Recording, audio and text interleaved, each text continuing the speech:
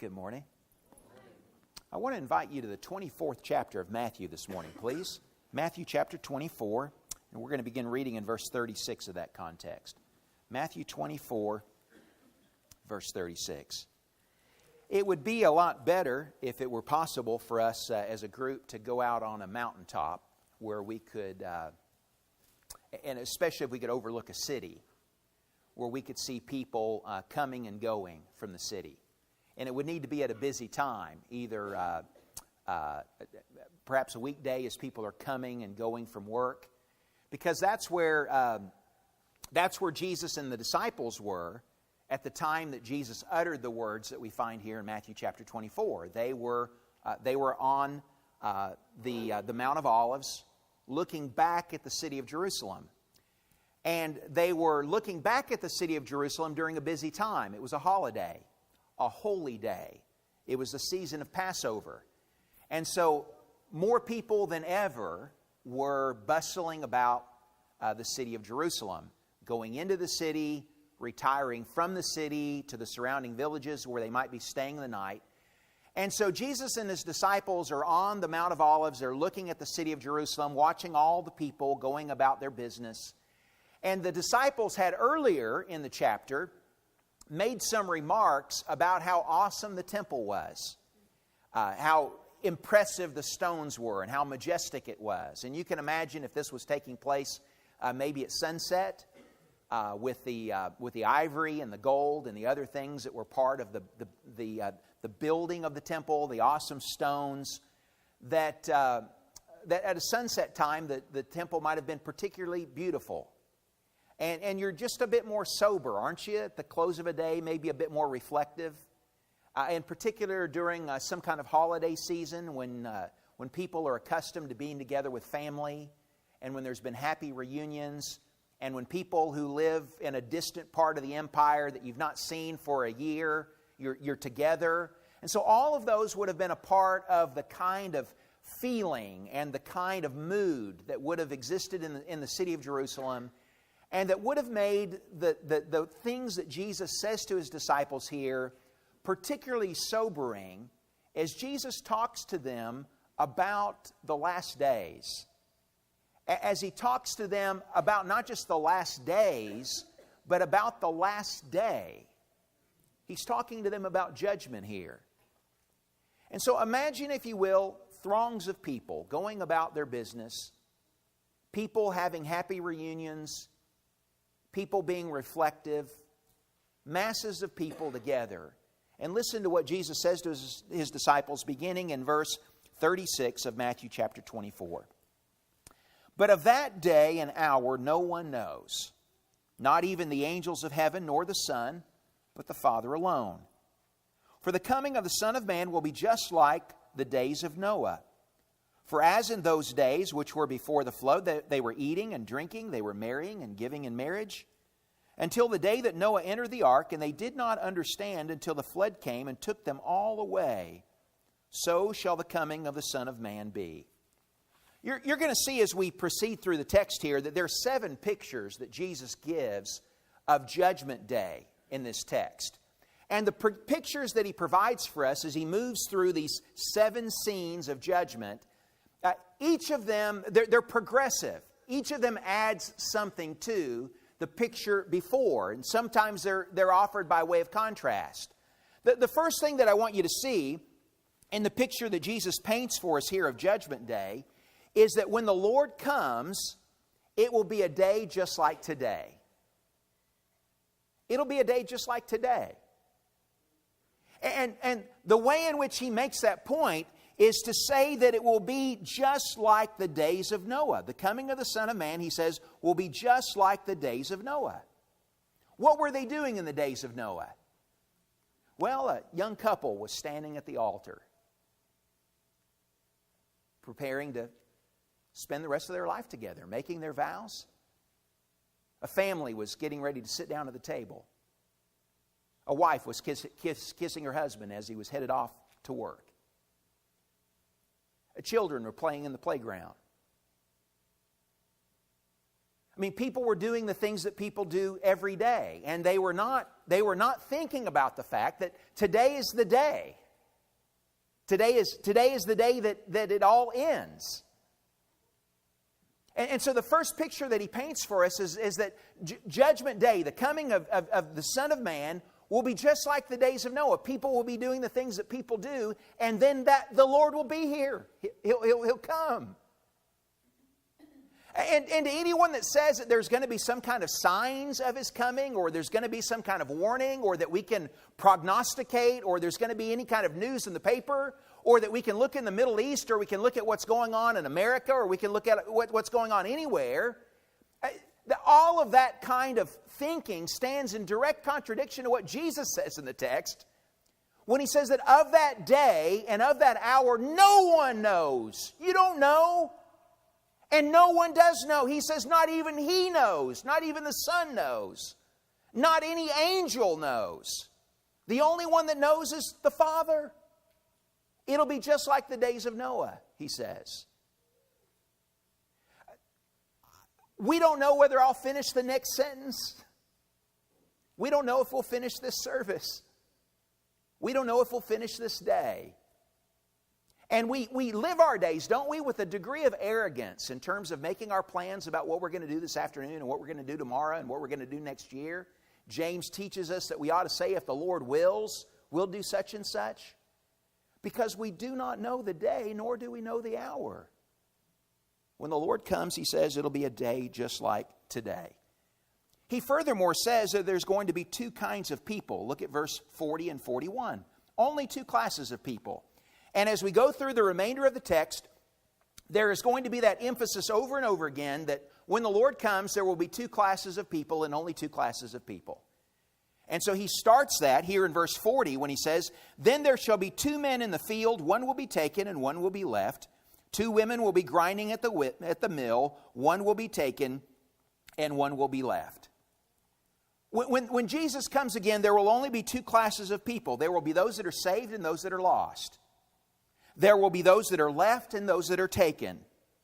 There will be those that are faithful and those that are evil. There will be those that are prepared and those that are unprepared. There are those who are industrious servants, as we'll see in the text, and those that are lazy servants. There will be the sheep and there will be the goats. There will be those who served and those who didn't serve.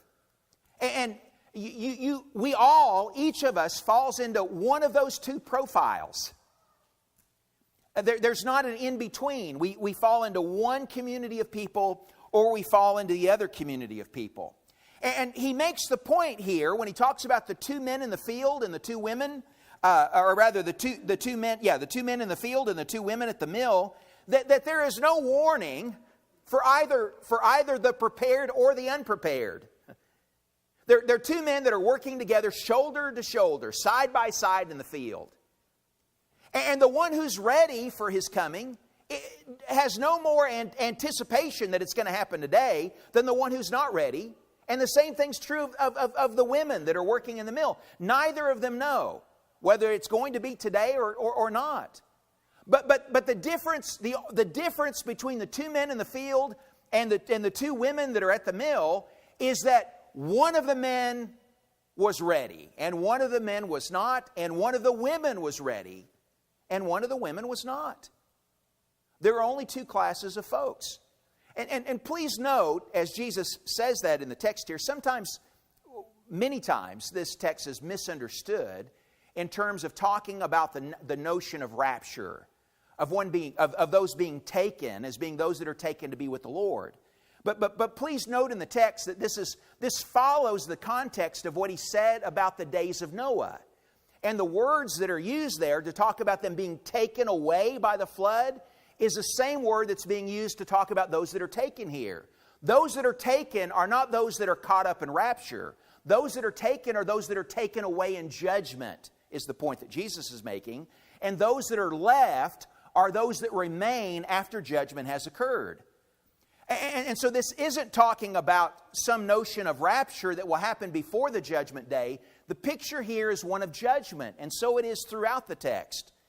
And so when he talks about those that are taken here, he's talking about those who are taken away in the Lord's wrath, and about those who remain after the Lord has judged. And so the coming of Jesus will be, he says, like the days of Noah, and there will be two kinds of people, those who are prepared and those who are not prepared. Notice, if you will, in verse 42 through 44, he offers us a third picture. He says, therefore, be on the alert, for you do not know, listen again, you do not know which day your Lord is coming. But be sure of this, that if the head of the house had known at what time of the night the thief was coming, he would have been on the alert and would not have allowed his house to be broken into. For this reason you be ready too, for the Son of Man is coming at an hour when you do not think he will. The third picture that Jesus paints for us here is to show us that for some people, the coming of the Son of Man, the coming of Jesus in judgment, will be completely unexpected. They weren't looking for it. They weren't planning for it. It will be a complete surprise. And so he uses the image of Jesus coming just the way that a thief would. Are you expecting to be robbed tonight? I mean, you're going to go to bed tonight, aren't you? The way you do every night, and you're going to turn off the TV, and you're going to turn off the lights, and you're going to lock the doors and all that kind of thing. Make sure that I always, when Jennifer's not at home, the garage door never gets shut. I don't think about the doors, but I'm not the responsible one. Jennifer thinks about the doors.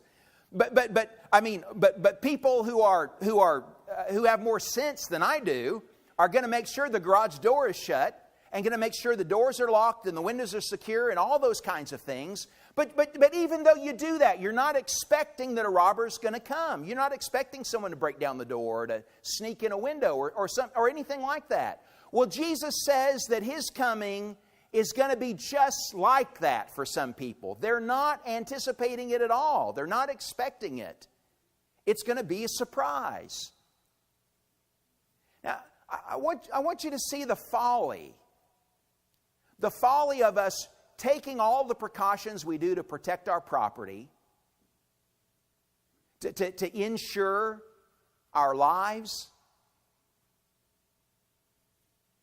And yet there is something that is more certain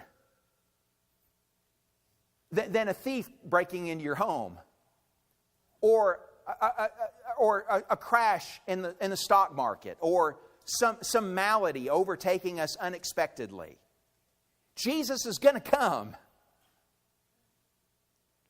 And if nothing else, none of those other things ever happen to us, he is going to come. And so it should not be unexpected. It should not be something that should take us by surprise. And that's precisely the point that Jesus makes here. Since we know that he's going to come as a thief, since we don't know the day or the hour, he says, because we don't know that, then we be on the alert, he says in verse 42. That's exactly the reason why we need to anticipate, because we know not the day nor the hour. But despite his precautions, for some people, the coming of Jesus will be completely unexpected. Other folks know that he's coming. They just don't think he's coming today. And that's what Jesus addresses next. Look, if you would, at verse 45. They know he's coming, they just don't think he's coming today. Verse 45. Who then is the faithful and sensible slave whom his master put in charge of his household to give them their food at the proper time? Blessed is that slave whom his master finds so doing when he comes. Truly I say to you that he will put him in charge of all his possessions. But if that evil slave says in his heart, my master is not coming for a long time. You see, he knows his master is coming back. He just thinks that he's got some time to play around with. So my master is not coming for a long time, verse 49, and shall begin to beat his fellow slaves and eat and drink with drunkards. The master of that slave will come on a day when he does not expect him, and at an hour which he does not know, and shall cut him in pieces and assign him a place with the hypocrites. Weeping shall be there and gnashing of teeth. For some of us, Jesus will come that way. I mean, we hear preachers talk about Jesus coming again. We sing together about the fact that he's going to come. We know that he's going to come at a day and an hour that we don't expect, but we just don't think that it's going to be today. And so what do? we fool around. We play around arrogantly, conceitedly with time. Today I'm just going to punch his lights out because tomorrow I have time to repent before Jesus comes. Today I'm going to talk the way I want to talk because the Lord isn't coming this week. I've got plenty of time. Today I'll just live the way I want to live and I can fix it later because Jesus ain't coming today. And Jesus highlights for us the arrogance of that kind of thinking by painting for us this picture of a servant who plays around, and who thinks that he'll have time to clean up the house before the master comes. He has time to put away all the beer bottles and to make sure they make it on out for trash day on Wednesday. And he's going to have time to go and make amends with all the people that he's offended and all the folks that he's insulted and all the people that he's mistreated. He's got time to do all of that. Jesus says we can't count on that. We don't know. And so lots of folks expect that he's going to come. They just expect they've got time to clean things up. So they're going to run the risk. But for folks with that kind of spirit, Jesus says he may come sooner than they expect. He paints another picture for us in verse 1 of chapter 25, where he talks to us about how some folks will, for some folks, he'll come later than they expect. He'll come later than they expect. Look at verse 1. He says, "In the kingdom of heaven," this is chapter 25, verse 1, "then the kingdom of heaven will be comparable to 10 virgins who took their lamps and went out to meet the bridegroom. 5 of them were foolish and 5 were prudent. And when the foolish took their lamps, they took no oil with them. But the prudent took oil in flask along with their lamps. Now while the bridegroom was delaying, they all got drowsy and they began to sleep. But at midnight there was a shout, 'Behold the bridegroom, come out to meet him.' Then all those virgins rose and trimmed their lamps, and the foolish said to the prudent, 'Give us some of your oil, for our lamps are going out.' But the prudent answered, saying, 'No, there will not be enough for us and you too. Go instead to the dealers and buy some for yourselves.' And while they were going away to make the purchase, the bridegroom came, and those who were ready went in with him to the wedding feast, and the door was shut. And later the other virgins also came, saying, 'Lord, Lord, open up for us.'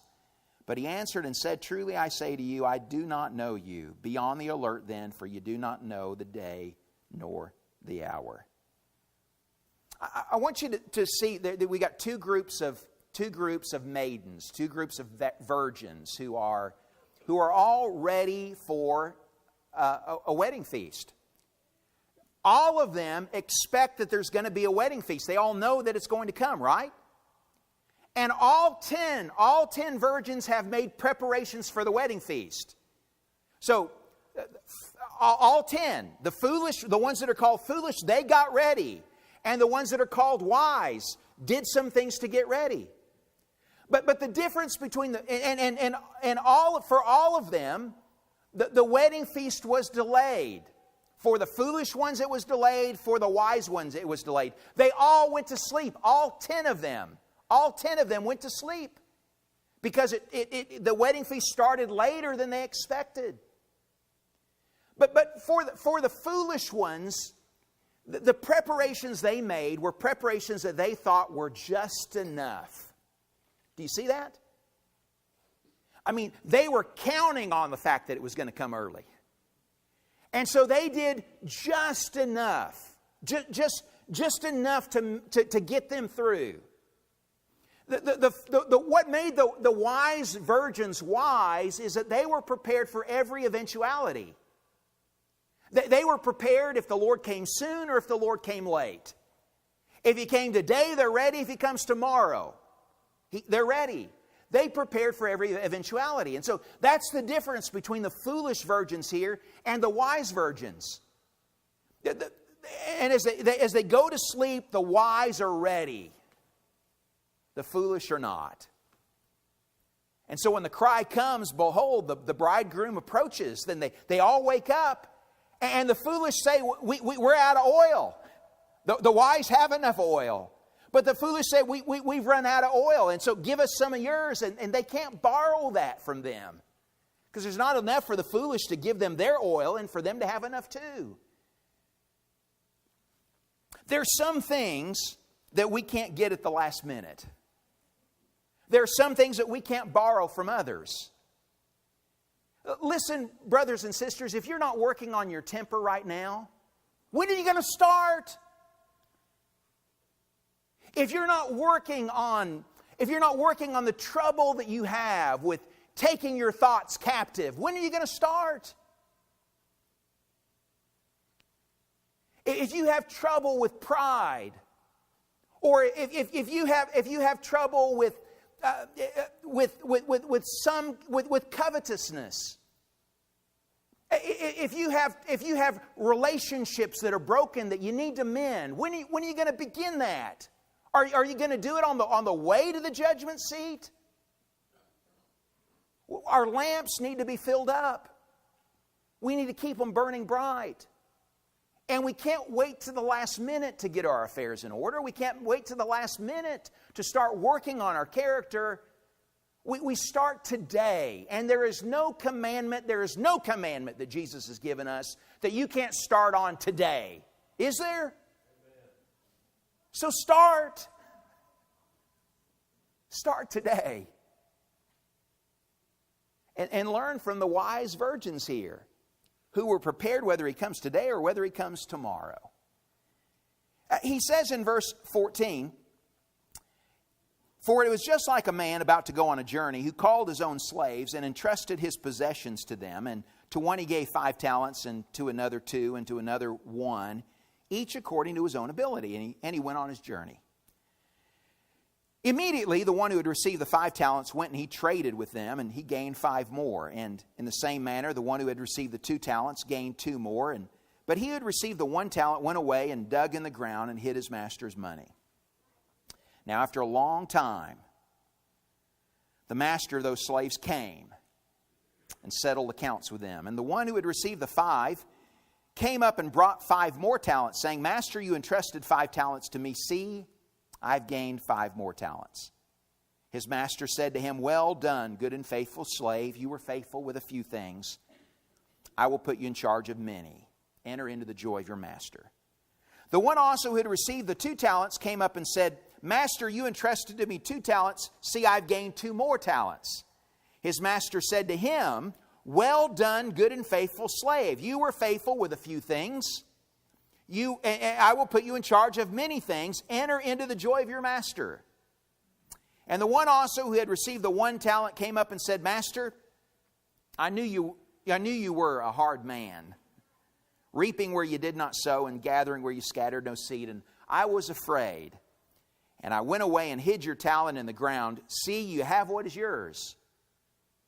But his master answered and said to him, You wicked, lazy slave, you knew that I reap where I did not sow and gather where I scattered no seed. Then you ought to have put my money in the bank, and on my arrival I would have received my money back with interest. Therefore take away the talent from him and give it to the one who has the 10 talents. For to everyone who has shall more be given, and he shall have an abundance. But from the one who does not have, even what he does have shall be taken away. And cast out the worthless slave into the outer darkness. In that place there shall be weeping, and there shall be gnashing of teeth. I want you to notice that here's consistent with what we've seen in the last 2 pictures that Jesus has painted. Are men who anticipate their master's return. All 3 of these men have been given a responsibility. They all know that their master is going to come back, the same way that the virgins knew that there was going to be a wedding feast, the same way that the steward knew that his master was going to return, and he was going to be responsible for how he had kept up the house. And so here are 3 men that have all been given a responsibility, all know that their master is going to come back again. But there is a difference in these men because they've been given a different measure of responsibility. One has been given 5 pieces of money to be responsible for. One has been given 2 and one has been given 1. The difference in these men is that the first 2 men, the ones who were most blessed because they had received the 5 and the 2, those 2 men both did something with their master's talent. They both invested. They did something. And I want you to see that the words that the master used when both of the men gave an account was the same. He treated the 2-talent man the same way that he treated the 5-talent man. Because both of them did something with the gifts and resources that the Lord had given to them. Both of them did something, and the master only held them responsible for what he had given them. The 2-talent man wasn't judged for having 5. He was judged for having 2. And the 5-talent man was judged for his 5. But to both of them he said exactly the same thing. Well done. Well done. Good and faithful servant. You were faithful with a few things. I'm going to put you over many things. Enter into the joy of your master. The words are no different to those 2 men. But the 1-talent man just did nothing. That's the difference. It's not that he had 1 talent. It's just that he did nothing with it. He just did nothing. He says, he confesses that he knows the Lord's expectations, but he is critical about the Lord's expectations. He sees his master as being hard and expecting too much. He sees his master as someone who expects a harvest where he didn't plant anything. And so because he so maliciously villainizes his master as being someone who's so hard, he's just bitter. And so he feels justified in doing the nothing that he's done. Throws the coin back to his master and says, "Here, you have what's yours." Now, is that the same master that we read about with the 5 and the 2-talent man? I mean, did he harvest where he didn't plant? Is he hard on them? Is he unfair? When he rewards them with many things because they've been faithful with a few things, does that look like someone who is not merciful, who's not fair, who's partial? The master shows himself to be impartial. He shows himself not just to be fair, but to be gracious. So that the 1-talent man's accusations are all unfounded. But the man knew the Lord had expectations. He knew he would have to give an account. He didn't waste what he had.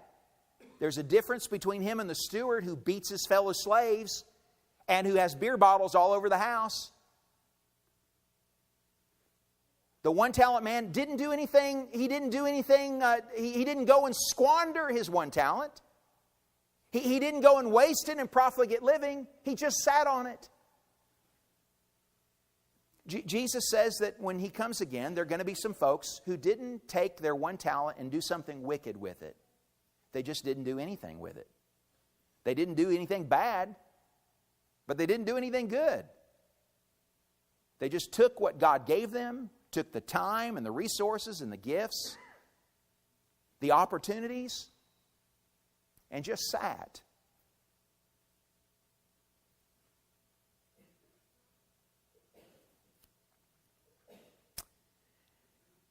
It seems to me the last picture that Jesus gives of the judgment day is one that's intended to answer the accusations of the 1-talent man. The 1-talent man who says that the Lord expects too much, that the master is too hard. Listen to what Jesus says in answer to the 1-talent man. But when the Son of Man comes in His glory, and all the angels with Him, then He will sit on His glorious throne. And all the nations, are you seeing the picture of people, of a sea of people who speak lots of different languages, lots of different ethnicities, lots of different attire, who come from generations past, And they're all standing before the judgment seat. And it says that the nations will be gathered before him, and he will separate them from one another, as the shepherd separates the sheep from the goats. And he will put the sheep on his right and the goats on his left. And then the king will say to those on his right, "Come, you who are blessed of my Father, inherit the kingdom prepared for you from the foundation of the world. For I was hungry, and you gave me something to eat. I was thirsty, and you gave me drink. I was a stranger, and you invited me in. Naked, and you clothed me. I was sick, and you visited me. I was in prison, and you came to me." And then the righteous will answer him, saying, "Lord, when did we see you hungry and feed you? Or thirsty and give you a drink? And when did we see you a stranger and invite you in? Or naked and clothe you? And when did we ever see you sick or in prison and come to you?" And the king will answer and say to them, "Truly I say to you, to the extent that you did it to one of these brothers of mine, even the least of them, you did it to me." And then he will say also to those on his left, "Depart from me, accursed ones, into the eternal fire which has been prepared for the devil and his angels. For I was hungry, and you gave me nothing to eat. I was thirsty, and you gave me nothing to drink. I was a stranger, and you did not invite me in. Naked, and you did not clothe me. I was sick and in prison, and you did not visit me." And then they themselves also will answer, saying, "Lord, when did we ever see you hungry or thirsty or a stranger or naked or sick or in prison? And when did we not take care of you?" And then he will answer them, saying, "Truly I say to you, to the extent that you did not do it to one of these least of these, you did not do it to me. And these will go away into eternal punishment, but the righteous into eternal life." Now, the point I want you to get from the text here is that both groups are shocked at what Jesus says here. Both of them are surprised. When he speaks to the sheep and he commends them for all the goods, all the kindnesses that they showed, all the good that they did. They're surprised. They can't think of a time when they ever did something worthy of the reward that Jesus has prepared. And when he speaks to those that are the goats, they too are surprised, because they can't remember a time when they ever neglected the Lord. Now, that ought to give me some pause, should it not, as I think about Judgment Day? Jesus paints a picture here of people being surprised at the Judgment Day. Surprised at who he finds acceptable and surprised at who he finds unacceptable. But I want us to go back to what the foolish, or rather to what the one talent man, the foolish one talent man, said about his master, about his Lord. He said that his master expects too much of him. That's the reason why he didn't do anything, because his master was too hard. Now I want you to see what Jesus says here to the sheep and to the goats here, and I want you to ask, does the Lord expect too much of us? Are his expectations so great? Is he unfair because he expects you to have some kind of significant degree in order to work in his kingdom? Does he expect too much of you if you're old or if you're young? Does he expect something from you that's outside of your gifts and of your ability and your opportunity? I want you to notice that the one thing that's in common with all the things that Jesus says in the text here, the one thing that's in common with all of them, it doesn't take to do any of the things that Jesus describes here, to have care for those that are hungry and to have care for those that are thirsty and to show hospitality to those that are naked and to care for those that are sick and to visit those that are in prison. I mean, all the things that he shows here about having grace and having mercy and having love for people and love for souls, It doesn't take a great education. It doesn't take a lot of money. It doesn't even take a lot of time. It doesn't take a great deal of talent. It doesn't matter whether you have a PhD or if you didn't go to school at all. The only thing it takes to do any of the things that Jesus describes there is a heart. It only takes a heart. It just means that we learn to care about the things that God cares about. That we love the way that He loves. That we show mercy the way that He shows mercy. That we have candor the way that He has candor.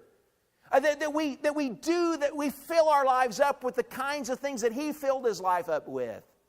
That we learn to love and do the same kinds of things that Jesus loved and did. All of us are equipped to do that. Whether you got 5 or whether you got 2 or whether you got 1 talent. The task is the same.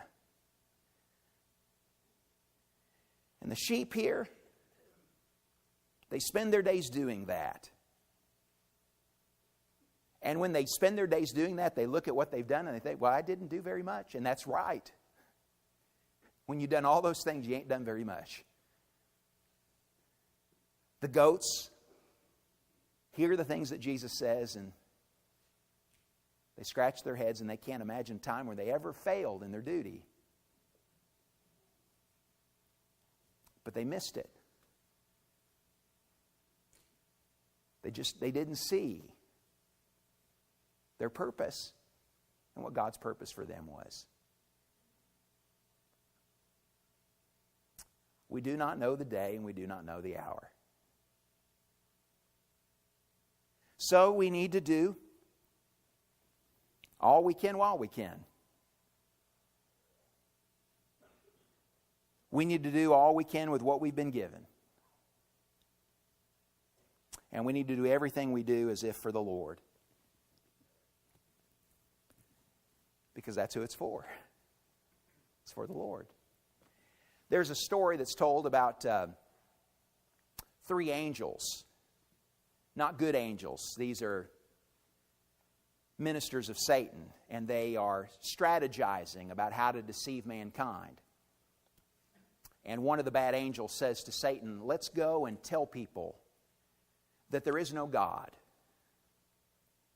And he says, well, that'll work with some folks, but there's a lot of folks that see the evidence for God in creation and in His Word. And you got another idea. Another one of the demons says,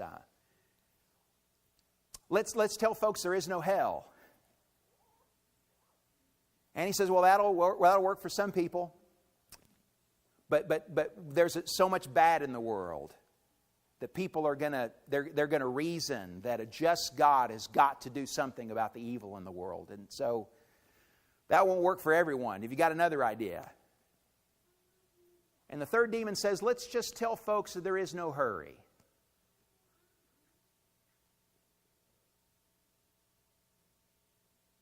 No rush. We've got plenty of time.